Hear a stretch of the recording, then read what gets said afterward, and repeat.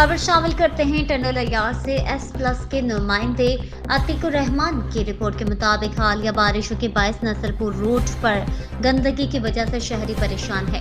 सड़क और नाले नाकिस होने की वजह से सूबाई हुकूमत का बड़ा मंसूबा नाकाम। शहरियों का इल्जाम, नए नाले तो बनाए गए मगर मोटर 3 इंच की लगाकर 4 फुट के नाले पर से पानी फेंका जा रहा है। हालिया बारिशों के हवाले से वार्ड नंबर 5 और 4 के और नसरपुर रोड के उम्मीदवारों का हंगामी दौरे।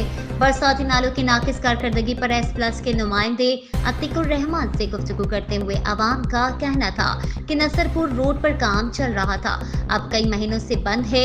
बड़े नाले को गलत मोड़कर दूसरी कॉलोनियों में गंदा पानी जमा और शहरियों को मुश्किलात का सामना करना पड़ रहा है।